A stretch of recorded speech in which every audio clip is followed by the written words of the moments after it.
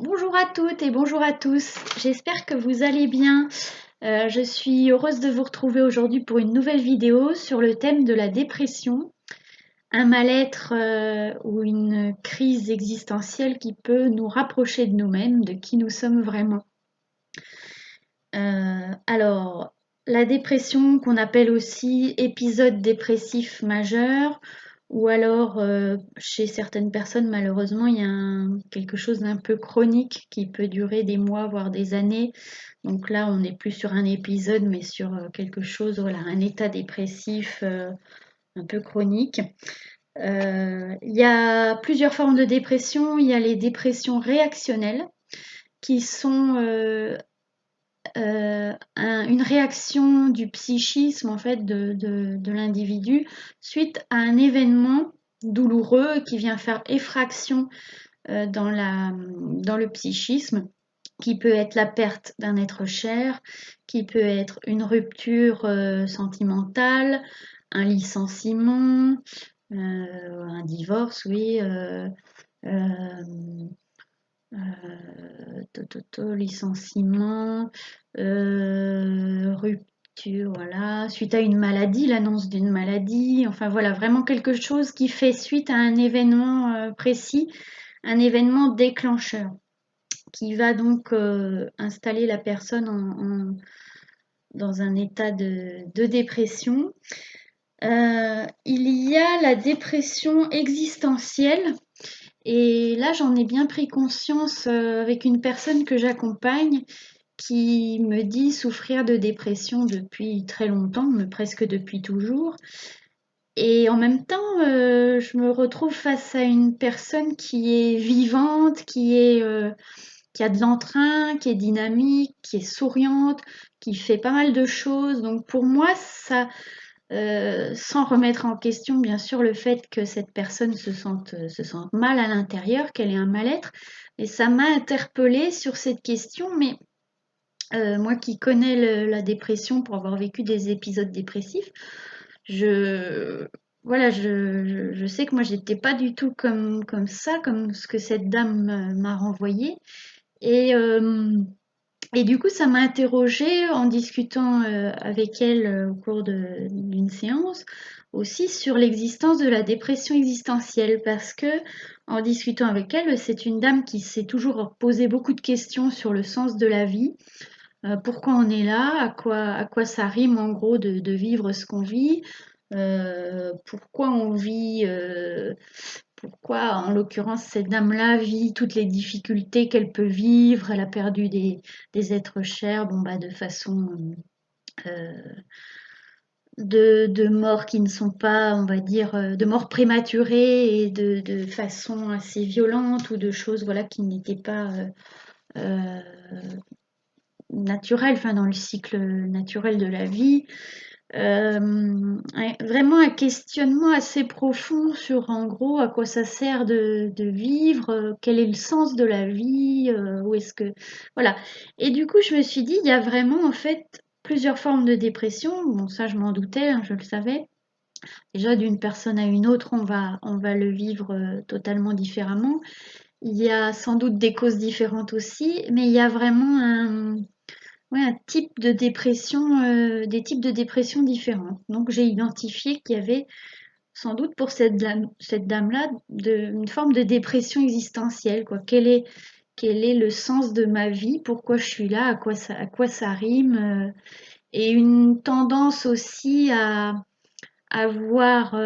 mettre le focus beaucoup plus facilement sur les choses qui ne vont pas, hein. Même quelqu'un qui m'a dit, mais j'ai toujours un oui, mais.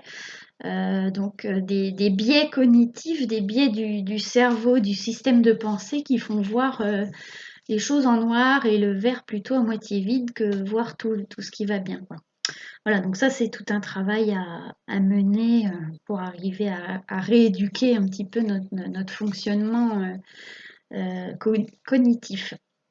Mais voilà, donc il y a plusieurs formes de dépression. Il y a la dépression aussi postpartum, hein. Bon, ça là je vais pas trop en parler parce que c'est un sujet que je connais moins.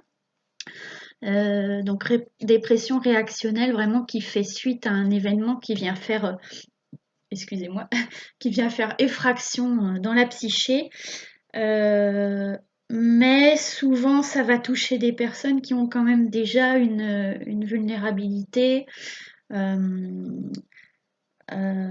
psychique et peut-être aussi génétique, biologique, etc. Puisque la dépression, elle est multifactorielle, elle a des causes, plusieurs types de causes. Donc il y a les causes psychologiques, il y a des causes biologiques, des causes génétiques, un terrain aussi, hein, on parle plutôt en homéopathie ou en médecine douce, en naturopathie, des choses comme ça, de terrain.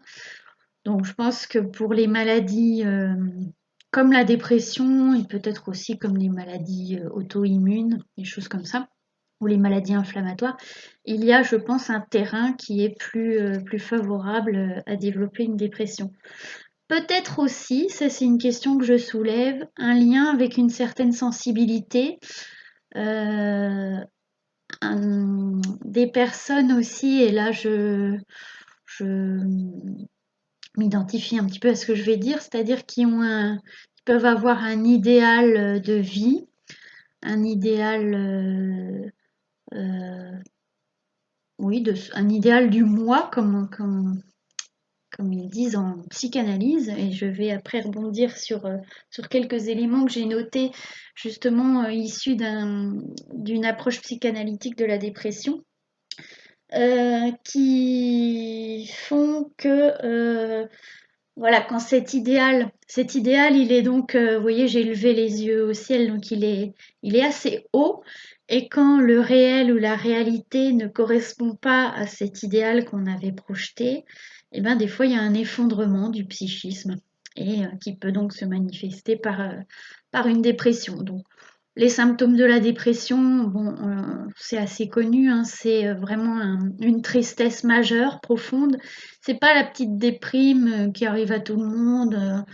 Un jour, on se sent pas très bien, on est morose, ça peut durer quelques jours, éventuellement quelques semaines, mais c'est pas du tout la même chose. La dépression, déjà, on dit qu'on est sur une maladie, hein, alors qu'une déprime, c'est euh, un état émotionnel passager. La dépression, on est sur quelque chose de vraiment intense, une douleur morale profonde, un sentiment ouais, une grande tristesse, une grande douleur morale. Il y a aussi toujours, et ça Jacques Martel le reprend dans son livre, dans son dictionnaire des malaises et des maladies, il y a dans la dépression de la dévalorisation, plus, avec des phrases du type je suis nul, je sais rien faire, je sers à rien, voilà, qu'est-ce que je fais là, etc. De la dévalorisation et de la culpabilité. Donc culpabilité par rapport à nos proches, on peut se sentir être un poids, être un fardeau, ne pas être à la hauteur, de pas mériter d'être aimé, je ne sais quoi. Enfin voilà, il y a vraiment ces deux grosses notions qui sont présentes, la dévalorisation et la culpabilité. Et selon Jacques Martel, si on arrive à résoudre un de ces deux points, la dépression se libère, enfin, on guérit, quoi. Donc c'est intéressant. Après, ça se fait pas en 2 jours, ça implique un travail sur soi, une thérapie. Des fois, il faut passer par la case traitement médicamenteux pour pouvoir aider notre corps et notre système à sortir de cet état, hein, parce que vraiment, ça va puiser assez loin dans les ressources et dans la vitalité de la personne. Alors là, je vais donner quelques éléments d'un texte que j'ai trouvé sur Internet, parce que j'ai fait pas mal de recherches pour avoir différents points de vue sur la dépression. Donc il y a le mien, que je vous ai déjà un petit peu donné, que je pourrais redonner un petit peu. Donc pour avoir vécu des épisodes, il y a mon point de vue. Il y a aussi ce que je peux percevoir chez certains clients d'autres formes de dépression, quelque chose d'un peu plus larvé, un peu latent tout le temps, comme une forme de mal-être existentiel, en fait, quelque chose qui n'empêche pas la personne d'agir comme peut le faire une dépression. Épisode dépressif majeur, on peut se retrouver cloué au lit, ne plus arriver à se lever, ne plus avoir envie de rien faire, avoir une perte totale de désir, de motivation. Voilà, là, Et donc, il y a d'autres formes de dépression, comme certaines personnes que j'ai pu ou que je peux accompagner, où on ne retrouve pas ça du tout, parce que la personne, elle fait des choses, elle est quand même dans une dynamique de vie, voilà. Mais il y a ce mal-être latent qui est un peu inexplicable, la personne ne comprend pas bien, ne trouve pas forcément de raison, mais elle sait que voilà, elle se sent pas bien, qu'il n'y a pas il y a pas la joie de vivre, il n'y a pas la motivation, l'élan vital, etc. Donc, un texte, je ne vais pas vous lire un texte, je vais vous donner quelques éléments d'un point de vue psychanalytique. Un, un psychanalyste qui dit que la dépression est la réaction, donc réaction, comme dépression réactionnelle, à la perte d'une illusion. Et donc, il explique que c'est pas tant l'événement, l'événement malheureux en lui-même, ni la perte qui cause la dépression, mais notre manière de vivre la perte. Ça rejoint un peu ce que je disais tout de suite avec l'idéal. Ça peut être aussi une dépression, donc comme je le disais, suite à la perte d'un idéal. Ah, je me prends en pleine claque, j'avais imaginé, visualisé les choses d'une certaine façon, et un jour j'ouvre les yeux sur la réalité, et bam, et là je m'écroule, quoi. Donc c'est une maladie psychique, c'est une maladie, la dépression, caractérisée par une humeur triste prolongée. Différence avec la déprime où on peut tous être déprimés de temps en temps, ça dure quelques jours et puis ça passe. Et c'est pas une douleur. Je dis pas que c'est pas douloureux, ça peut être très désagréable, mais c'est pas, il n'y a pas la même intensité, la même profondeur et surtout la même durée. C'est accompagné au niveau du cerveau et du corps d'un dérèglement biochimique. Il y a une anomalie notamment au niveau de la sérotonine, qui est l'hormone de la joie, de la bonne humeur. On ne sait pas si c'est le choc émotionnel qui crée un dérèglement ou si c'est le dérèglement qui a affaibli les défenses du moi. Donc en psychanalyse, on va parler du moi. Le moi, le ça et le surmoi, qui favorisent le choc. Bon. Les anomalies dans la chimie du cerveau disparaissent au bout d'un certain temps avec un antidépresseur et aussi avec l'action d'un échange régulier, donc une psychothérapie, un échange chaleureux et empathique entre un patient et son thérapeute. Donc on dit que très souvent il faut combiner traitement médicamenteux et accompagnement psychothérapeutique. Donc une tristesse douloureuse sur le long terme qui inhibe l'activité affective, mentale et physique. Une morosité, un repli sur soi, la dévalorisation et la culpabilité exagérée. Ça c'est important. Perte d'intérêt pour ce qui lui était, pour ce qui était avant, ce qui intéressait la personne avant. Et aussi pour ce qui lui est extérieur. C'est vrai que quand on va mal et quand on est en dépression, on est assez auto-centré. On a du mal à s'intéresser à autre chose et en même temps on s'en veut d'être comme ça. Donc c'est sympa. On a envie de rien faire, il y a une fatigue, une lassitude, malgré même s'il peut y avoir un bon sommeil, on se réveille le matin, on n'est pas reposé et puis on a envie de retourner dans le sommeil. Ou alors des personnes qui n'arrivent pas à trouver le sommeil. Un ralentissement psychomoteur, en général on parle plus lentement.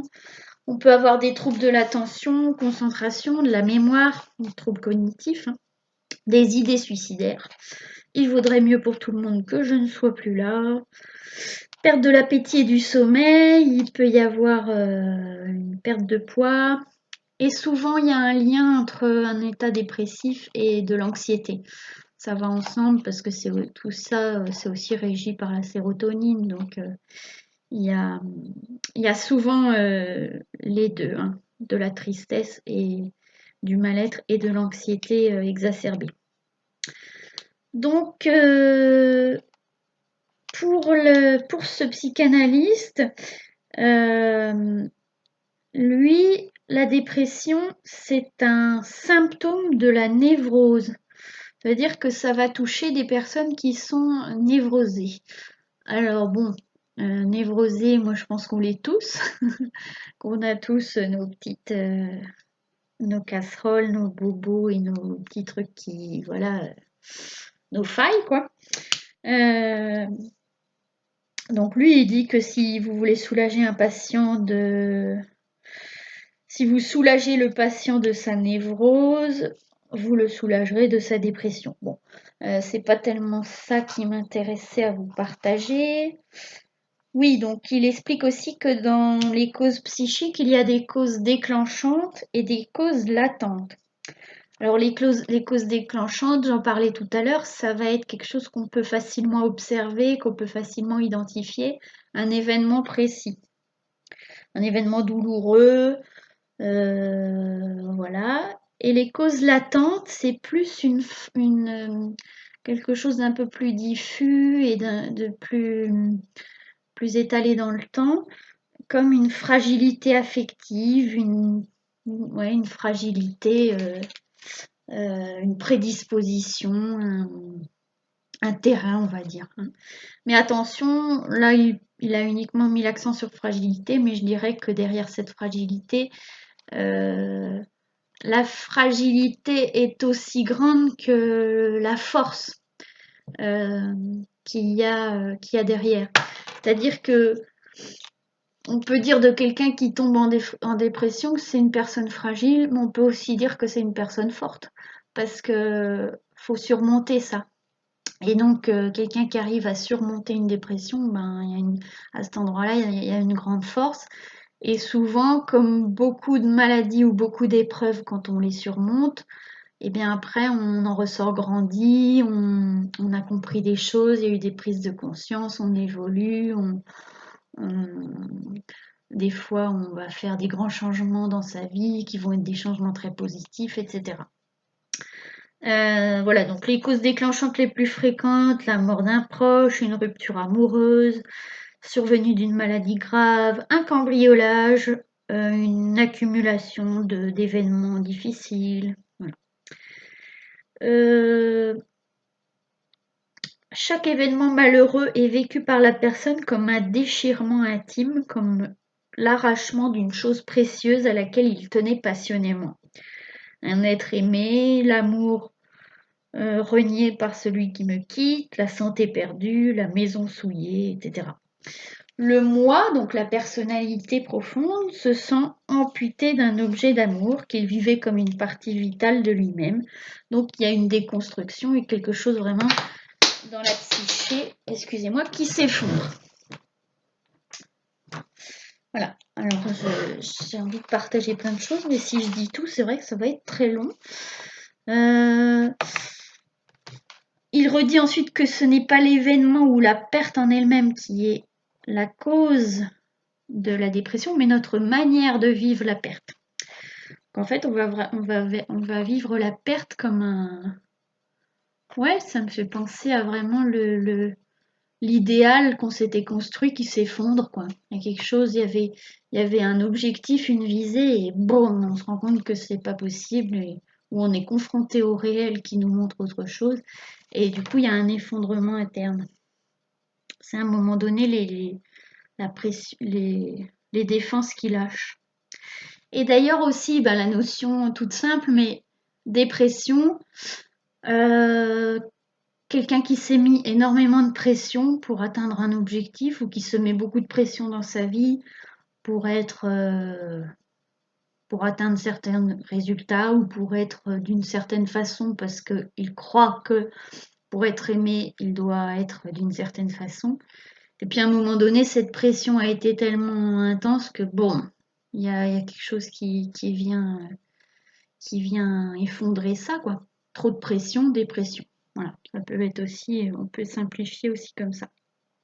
Et donc pour cet auteur-là, la dépression ne surgit pas chez tout le monde. Il y a des personnes qui vont vivre certains événements et puis qui vont avoir peut-être une période difficile, des émotions un peu compliquées pendant un temps, mais voilà, qui vont assez vite s'en remettre.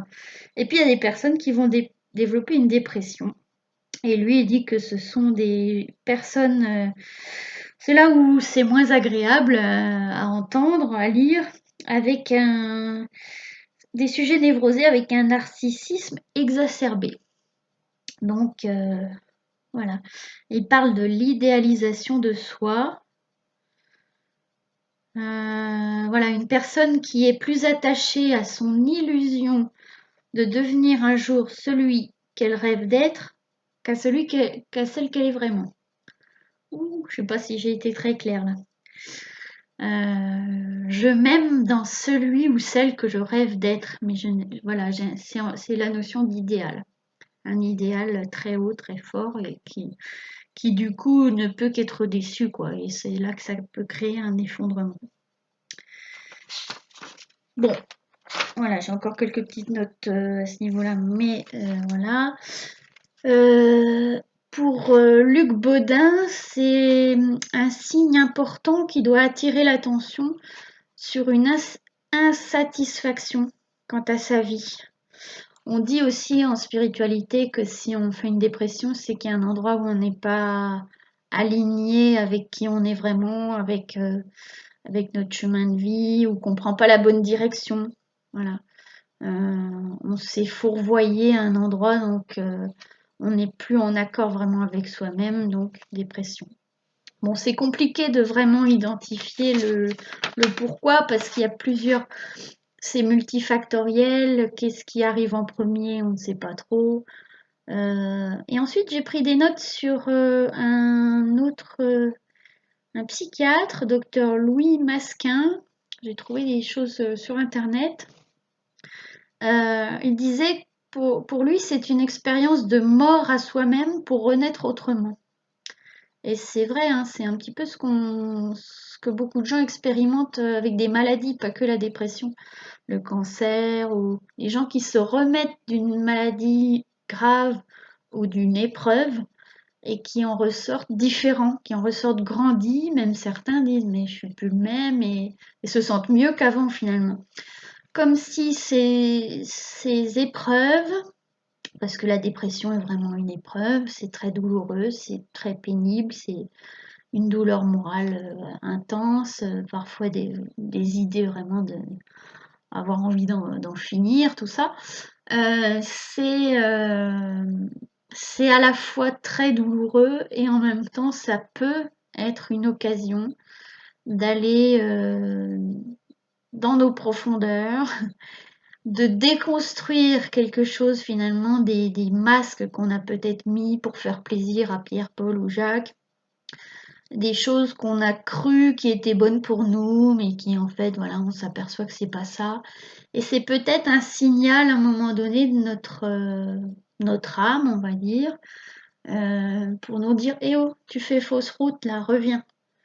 Reviens à qui tu es vraiment et quand on est mal, ça nous pousse aussi à aller chercher d'autres solutions. Donc des fois, ça nous ouvre vraiment des portes. Et il dit, ce psychiatre, attention à ne pas réduire la dépression à la seule dimension biochimique. Et là, je trouve que c'est vraiment intéressant, surtout de la part d'un psychiatre, parce que voilà, il réduit pas ça à l'aspect dépression, médicaments, point barre, quoi. Il y a vraiment une autre dimension. Et il y a une dimension spirituelle, je pense, derrière la dépression, comme derrière, je pense, toutes les maladies. Il y a un sens, en fait, à tout ça. Alors, quand on est dedans, on le voit pas, hein. Nous, on comprend pas trop ce qui nous arrive. Et puis, comme on est ralenti aussi, on est comme plombé au niveau du cerveau, comme si on pouvait plus réfléchir correctement. Je dis on, moi c'est comme ça que je l'ai vécu, hein. C'est peut-être pas le cas de tout le monde. Je vois des gens, moi, qui ont une pensée tout à fait, qui sont en dépression, mais qui ont une pensée fluide et voilà, pas de problème à ce niveau-là. Je me suis perdue dans ma phrase. Donc finalement, est-ce que c'est pas voilà, une crise existentielle pour aller se rencontrer, hein, et pour trouver le sens de la vie, pourquoi on est là? Alors là, voilà, ça rejoint le côté la dépression existentielle. En France, ça touche une personne sur 5.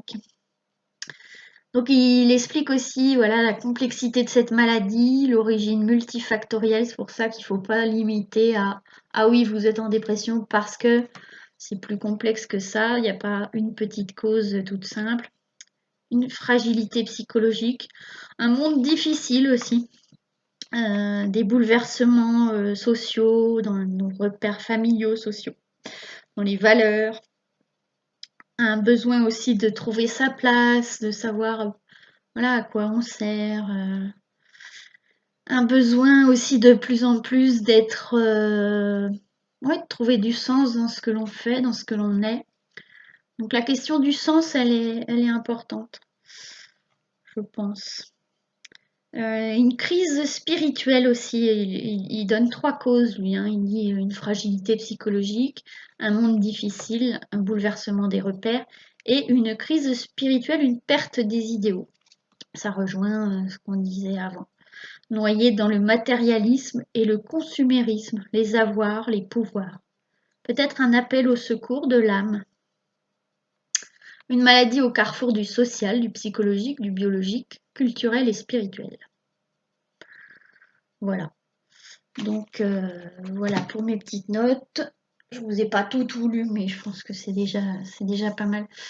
En tout cas, bon, la bonne nouvelle, c'est que comme tout, on peut en sortir. On en sort.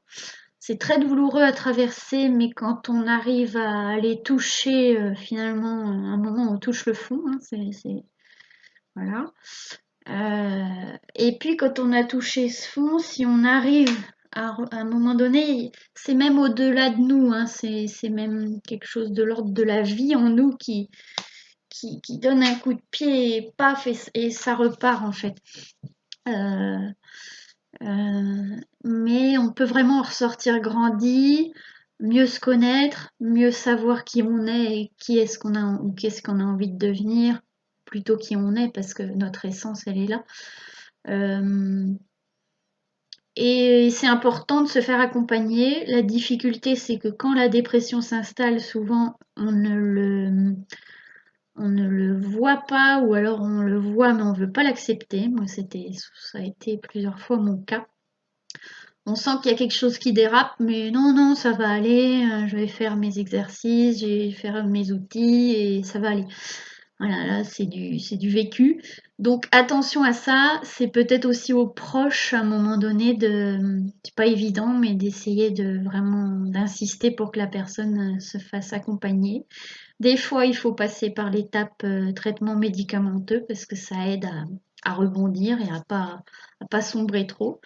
Et moi, on m'avait expliqué aussi, un psychiatre m'avait expliqué que ça créait vraiment des lésions au niveau du cerveau, donc ça peut être utile, même si on n'est pas, je suis pas vraiment du tout pro médicament, mais à un moment donné, il faut accepter de passer par là et de faire un travail, de se faire accompagner vraiment pour aller voir nos blessures, nos failles, pourquoi on vit ça, quel est le sens derrière tout ça et comment en sortir. Le pourquoi on le vit, c'est assez intéressant et bien sûr le comment en sortir, quoi. Quel est le message derrière, qu'est-ce qu'il faut comprendre pour aller bien. Voilà.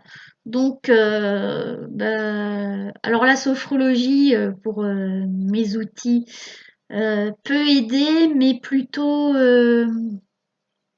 dans une dépression légère, un état dépressif léger. Faut pas attendre d'être au fond du trou parce que là, la sophrologie, à mon avis, ne sera pas efficace. Et l'EFT, par contre, peut aider voilà, à libérer déjà des choses un peu trop lourdes, quoi, un peu figées. Donc voilà. Et pour moi, je rabâche beaucoup ça, mais c'est beaucoup revenir dans le corps. C'est ça, moi, qui m'a toujours le plus aidé, à mon sens. Avec aussi parfois du coup le passage case médicaments pour pouvoir aider le corps et le cerveau à produire plus de sérotonine. En tout cas, bon, je connais pas tous les mécanismes, mais à ce que la sérotonine soit euh, disponible suffisamment dans le corps. Donc à un moment donné, donner un petit coup de pouce à son corps et l'accepter. Je pense que c'est la même chose pour les personnes pour toute maladie, qui choisissent qui choisissent ou qui à un moment donné doivent prendre un traitement, c'est de se dire, ok, je dois prendre un traitement, donc je vais en faire un allié. Je vais vraiment en faire un allié, je vais l'accepter. Parce que si vous refusez ce traitement, ben, il peut faire plus de dégâts à votre corps que de bien, quoi. Mais vraiment l'accepter psychologiquement, se dire, ok, j'ai une maladie. Les personnes qui ont du diabète, voilà, qui prennent des traitements pour le diabète, la tension, etc. La dépression, ça peut être ça. Ok, là, je sens que je perds pied. D'accord, bon, j'ai besoin d'un coup de pouce chimique, une molécule pour m'aider à reprendre le dessus. C'est pour reprendre le dessus, voilà. Retrouver un équilibre. Ok, donc je l'accepte et j'en fais vraiment un allié. Et je pense que c'est une notion intéressante aussi pour les personnes qui ont un cancer, qui doivent peut-être suivre des chimios, des choses comme ça. Ben, à un moment donné, ça peut faire peur, hein, ça là-dessus, j'imagine très bien. Mais se dire, ok, je vais faire ce traitement, donc autant le prendre, l'accepter. Il y a des techniques en sophrologie comme ça pour accepter uniquement les bienfaits, visualiser que la molécule, elle va aller cibler vraiment les cellules qu'elle doit cibler. Enfin voilà, il y a plein de choses à faire avec le pouvoir de l'esprit, de l'intention. Et voilà. Bon, je vais peut-être arrêter de blablater. En tout cas, voilà, vraiment, il y a des solutions pour en sortir et c'est c'est douloureux, mais ça peut être, comme beaucoup d'épreuves, un enseignement, une étape d'évolution. Voilà, quand on en sort, on peut voir qu'on a évolué. Voilà. Écoutez, prenez soin de vous et puis likez, commentez, partagez si vous voulez cette vidéo. Et vous pouvez aussi vous abonner à ma chaîne YouTube. Ça permet, ou mettre un petit pouce, ça permet qu'elle soit plus vue, parce que mon but c'est qu'un maximum de gens puissent en profiter. Voilà. C'est pour ça que je vous demande cela. À bientôt, merci, au revoir.